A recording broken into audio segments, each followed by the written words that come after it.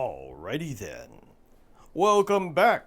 It's Professor Victor Singingeagle again after the midterm preview with an extra special treat for all my beloved students. 大家好，我是魏希英教授，现在给你们看这本书，这是《Night of the Living Rez》by Morgan Talty。他是印第安人，然后我们印第安人，他写的跟可怕的 fiction， 还有印第安的文化在一起。Right, English. He's got Native American fiction and horror, the intersection, the intermarriage between the two. Woo, sounds wonderful. But before we get into that, first things first, I have to bother you with this because I know some of you are fiction writers in addition to being fiction enjoyers, readers. This is the Oakwood Literary Magazine put out by South Dakota State University. And they are calling for young writers. I shouldn't say young, but just writers in general. They want submissions. And the Oakwood Literary, I'm just going to read this little flyer here and I'm going to stick it up to the screen in a second. I hope you guys can hear me. This microphone sometimes works and it sometimes does not. Stick my face right up to it like this. So, Oakwood Literary Magazine. And it even has a little QR code. But I will also try to find the website and post it on e-learning for you. Says here, submit to SDS, use Oakwood Literary Magazine, send poems, fiction, creative nonfiction, essays, and artwork. Ooh, artwork. Submissions due by January 31st, 2026. Scan the QR code for submission guidelines. That reminds me. I said it before, I'll say it again. Some of you are still using your phones to do e-learning. Stop it! It's better to use a computer. I don't care, iPad, desktop, laptop, but not a phone. All right, enough of that. Let's get to the story. 那我们现在在 page 第7页吧。Page 7. In a jar. It tells the story of a little boy who's playing with some toys. And he finds something spooky. 有一个小朋友，他在玩他的玩具，然后他找到一个可怕的东西。那我们I'm going to read it in English. 我要用英文，因为这是英文写的，懂不懂？好 here we go. In a jar. I no longer had a fever, but Mom worried I was still sick and told me to take it easy. All throughout my first morning in our new home, she sat me on the couch with a bowl of cereal and half a piece of toast while she unpacked and fixed up the whole house, nailed her brown shelves to the white walls, and spread out atop the shelves all her colored knickknacks, miniatures of larger things like wooden bowls filled with wooden painted fruit, tiny glass soda bottles, little porcelain turtles, and a set of tiny books with real pages, all blank. When my food was gone, I sat wondering about Mom's hair. She had gotten a haircut and I had no idea how she had time to get one. When she finished with the house, we went outside where I sat on the concrete steps and played with my toy men, the ones I kept in a black plastic tub and the ones my father bought me each time he returned from the casino. I had a lot of toy men. As I played, Mom worked in the shed. She organized and stacked extra boxes from our move to the Penobscot nation. Maybe move was not the right word. All I knew is that we left our life down south with my father and sister. I had asked countless times, but Mom never said if Paige was coming. I wasn't at play long before I lost one of my men to a gap between the stairs and the door. It was a red alien guy, and although he wasn't my favorite, I still cared. Looking behind the steps, my knees were wet when I knelt in the snow, and my hands were cold and muddy when I held myself up. The sun beamed on my neck, and a sliver of sunlight also shone behind the concrete steps, right at the perfect angle, and in the light I thought I saw my toy man. But when I reached for him, I grabbed hold of something hard and round. I pulled it out. It was a glass jar filled with hair and corn and teeth. The teeth were white with a tint of yellow at the root. The hair was gray and thin and loose. Wild. And the corn was kind of like the teeth, white and yellow and looked hard. "Mama," I said, "what's this?"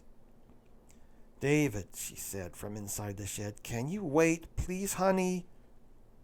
I said nothing, waited, and examined the jar. My hand was slightly red from either the hot glass sitting in the sun all afternoon or the cold snow I crawled on. Mom came out of the shed, squinting in the light. "What's that, Goose?" she said. Little boy, she meant. I held the jar to her and she took it. I watched her look at it, her head tilted and her brown eyes wide as the jar. And then she dropped it into the snow and mud and told me to pack up my toys. "No, never mind," she said. "Leave the toys. Come on, let's go inside." She got on the phone and called somebody whose voice on the other end I could hear, and it sounded familiar. "I'll be by," he said. "I can get there soon. Don't touch it, and don't let him touch anything." Mom hung up the phone and lit a cigarette. We waited for a long while. Mom stayed quiet, and with no talk or toy men to occupy myself with, I tried to remember the move to our new home, which was not some faraway memory, but was only a day back. But because of the fever, I remembered only fragments. Miles of highway, miles of pine trees. I remembered riding in the front seat of our white Toyota as I burned up. Mom had held her long Winston 100 up to the cracked car window. At 80 miles an hour, the passing air sucked the smoke out. "We left Paige," I kept saying. "We left her, Mama." Mom took her eyes off the road and looked over at me. She held her hand to my sweaty forehead. "You poor thing," she said. Mom had driven fast, real fast, and she watched me most of the time during the drive as if I had been her road the whole way to our new home. Mom's voice startled me. "Stop biting your fingernails," she said. She lit a second cigarette while we continued to wait. "He said not to touch anything. That includes your mouth." For quite some time I tried to remember our arrival, tried to remember and find the exact memory of my mother putting together a bed, making it, and putting me under the blankets. But I couldn't remember any of that. All I remembered was at some point during the night before I had a dream where I crawled out of bed and into the darkness of the unfamiliar house. And I grabbed at a doorknob that wasn't there, tripped over boxes that cluttered the short and narrow hallway that led straight to the kitchen and small living room where a man's voice spoke to me, telling me to go back to bed. I had asked who he was, but he didn't answer. He guided me back to my room, his boots echoing down the hallway. At the noise of a truck and its engine cutting off, Mom said, "Finally!" and she stood from the table. When the man came down the driveway and up the stairs and stepped over the gap, I knew at once it hadn't been a dream. The man Mom called about the jar was the man who had put me to bed last night. He was dark, like Mom. And unlike Mom, he had long black hair and little black whiskers on his upper lip. He wasn't fat, but he had a pudge to him I hadn't noticed in the dark, and his jeans were faded and baggy. He wore a red and black flannel button-up. "Goose," Mom said, "this is Frick. He's a medicine man." "He was here last night," I said to Mom, and then to Frick, "I saw you." "Who do you think hooked up the wood stove?" Frick asked. I thought Mom. "Let me see your hand," Frick said. I held out my hand to him and he took it and rubbed my palm. He let go and talked to Mom about the jar. "It's bad medicine," he said, and Mom wondered who would put it there. Frick had no answer. "Could have been anyone on the res. I'll take care of it." He left the house. I wondered why you couldn't throw it away and wondered how Frick would handle it. I asked Mom, and she got all annoyed. "You can't throw it away," she said. "Frick's a native doctor. It needs to be properly disposed of." I asked why again, and she said that what I'd found had been meant to hurt me, to hurt us.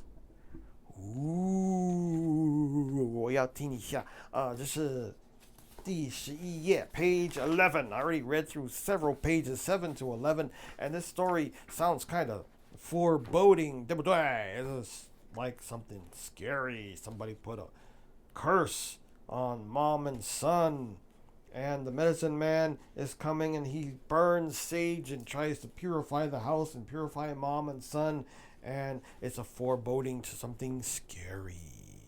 Night of the Living Rez. 这本书是印第安人写的 Morgan Talty.